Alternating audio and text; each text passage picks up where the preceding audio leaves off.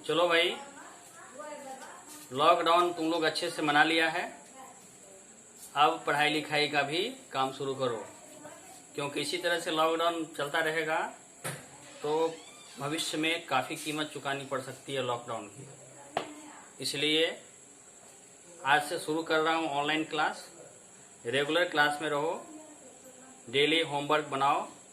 हम इस क्लास में तुमको इस तरह से पढ़ाएंगे कि सारी बातें तो समझ में आ ही जाएगी, जो नहीं समझ में आनी चाहिए वो भी आ जाएगी। तो हम लोग जब रेगुलर क्लास चल रहा था उस समय हम लोग पढ़ चुके थे 2 लेसन, रिप्रोडक्शन पढ़ चुके थे और जेनेटिक्स पढ़ चुके थे। अब हम लोग पढ़ेंगे क्या, ह्यूमन हेल्थ। तो एक नया लेसन है, इसको लिखो और स्टार्ट करो। ह्यूमन हेल्थ, ये नया लेसन है। ह्यूमन हेल्थ एंड डिजीज, इसमें लिख सकते हैं हम and human health and disease, यानी कि मानव स्वास्थ्य और रोग। यह एक नया लेसन है। चलिए इस लेसन का नाम लिख लीजिए, ह्यूमन हेल्थ एंड डिजीज। मानव स्वास्थ्य और रोग, लेसन का नाम हो गया।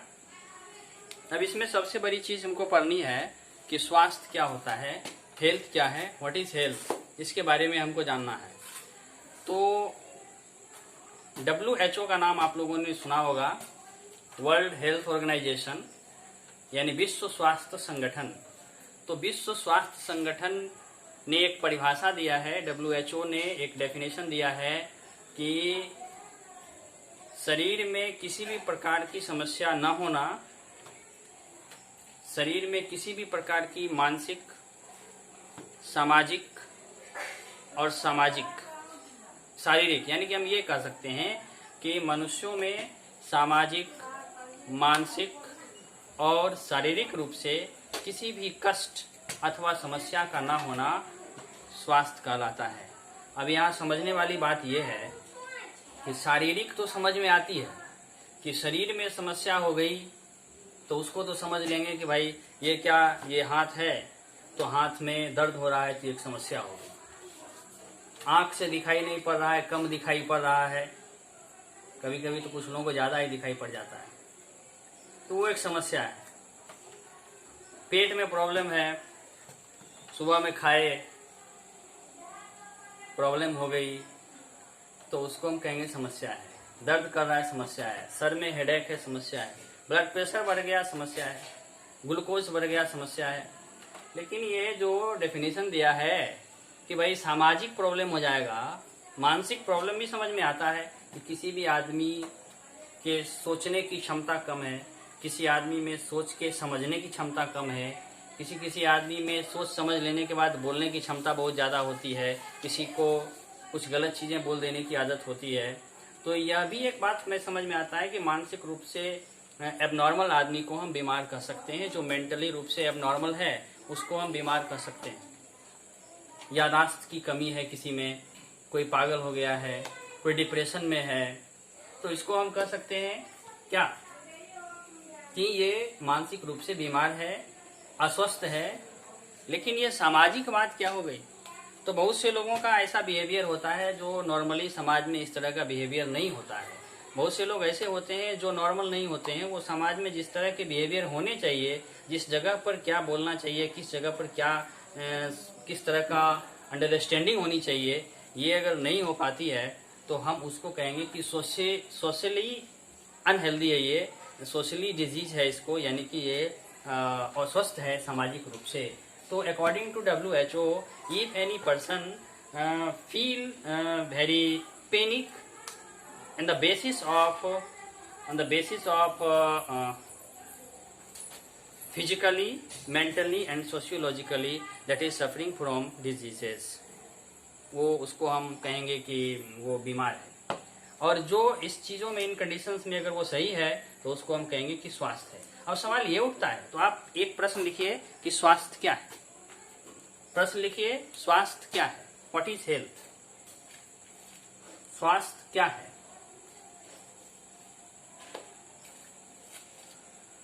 आंसर हो जाएगा WHO के अनुसार, WHO के अनुसार वर्ल्ड हेल्थ ऑर्गेनाइजेशन, स्पेलिंग आ रहा है यहां तक? नहीं आ रहा? चलो इसको यहां लिख देता हूं।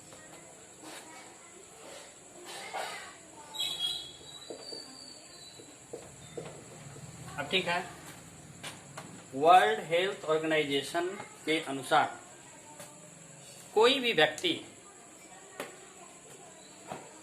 लिख रहे हो, लिखते रहो।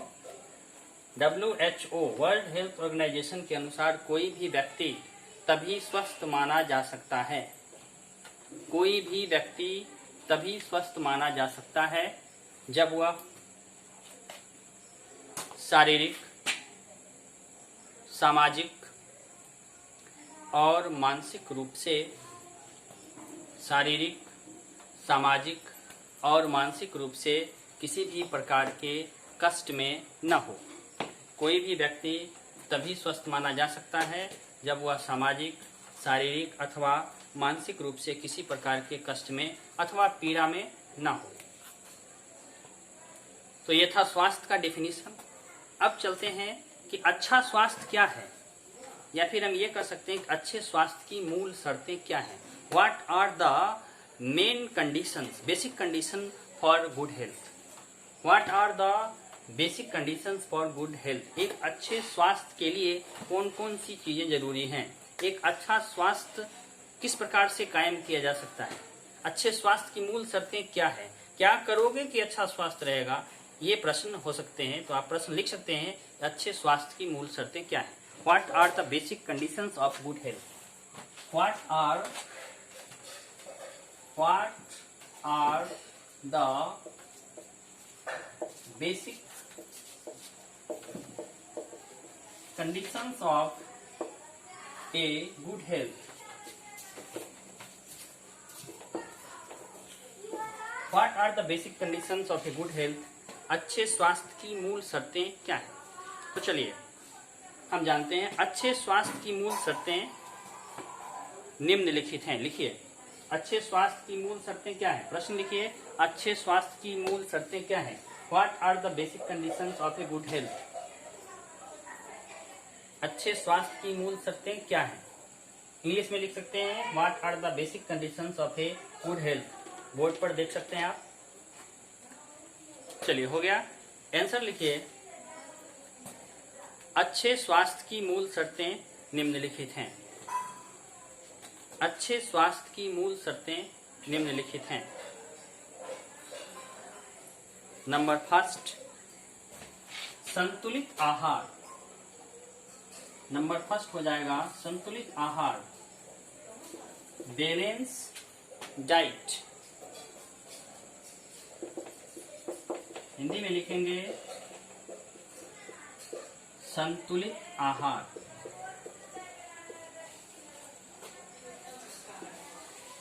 दूसरा है personal and domestic hygiene.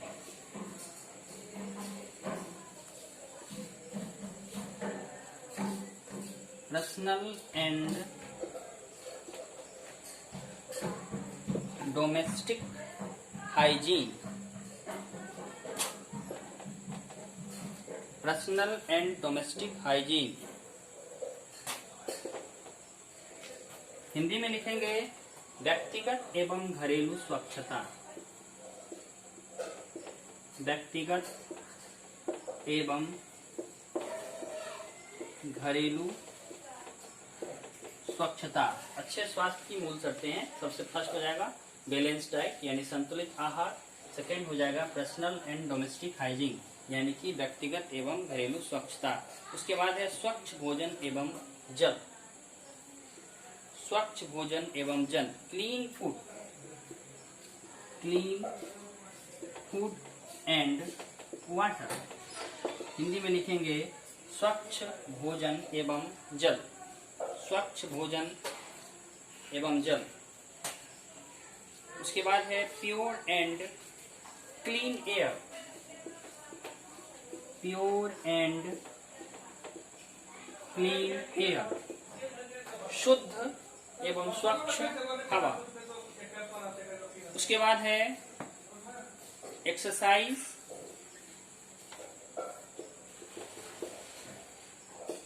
Exercise यानी व्यायाम, और उसके बाद लास्ट है रेस्ट, विश्राम। और एक और पॉइंट है और वो है एडिक्शन। एडिक्शन यानी व्यसन का ना होना। तो चलिए, अच्छे स्वास्थ्य की मूल शर्तें क्या क्या हैं? अच्छे स्वास्थ्य की मूल शर्तें हैं, सबसे पहले है बैलेंस डाइट यानी संतुलित आहार। उसके बाद है personal and domestic hygiene. Personal and domestic hygiene, व्यक्तिगत एवं घरेलू स्वच्छता। उसके बाद है क्लीन फूड एंड वाटर, स्वच्छ भोजन एवं जल। उसके बाद प्योर एंड क्लीन एयर, शुद्ध एवं स्वच्छ हवा। और एक्सरसाइज यानी व्यायाम, और उसके बाद रेस्ट, विश्राम। और लास्ट है एवॉइड एडिक्शन। हम लिख सकते हैं AVOID, एवॉइड एडिक्शन। नहीं दिख रहा है, इसको यहाँ लिख देते हैं। इसको मैं यहाँ लिख दे रहा हूँ।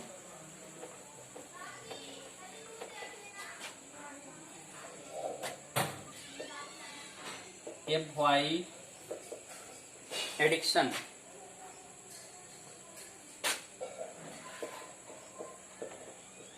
एवॉइड एडिक्शन यानी व्यसन का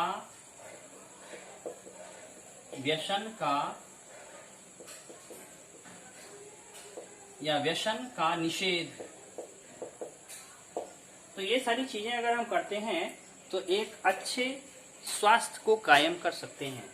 अब हम इस चीज को वन बाय वन पढ़ेंगे कि क्या होता है बैलेंस डाइट, क्या है पर्सनल एंड डोमेस्टिक हाइजीन, क्या है clean food and water, pure and clean air, and what do you mean by exercise and rest and avoid addiction, ये क्या है। इन सारी चीजों को अब हम अगले क्लास में पढ़ेंगे। तब तक आप क्या करेंगे कि इस लेसन को आप अपने अपने बुक से स्टडी करेंगे, और बुक से स्टडी करने के बाद जो प्रॉब्लम होगा उस प्रॉब्लम को आप व्हाट्सएप के जरिए आप हमें भेज सकते हैं, और या फिर चंद्रमणि सर से कनेक्टेड हो सकते हैं। और फिर व्हाट्सएप पर जो प्रॉब्लम आते जाएंगे उन सारे प्रॉब्लम से संबंधित जो क्लासेस होंगे, जो लेक्चर होंगे, वो मैं आपको वीडियो के माध्यम से इस तरह से भेजता रहूँगा।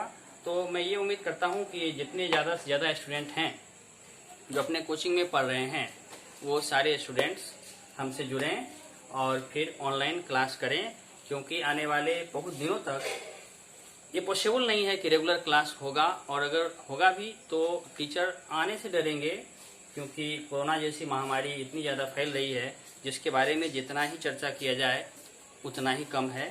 तो चलिए फिर, धन्यवाद।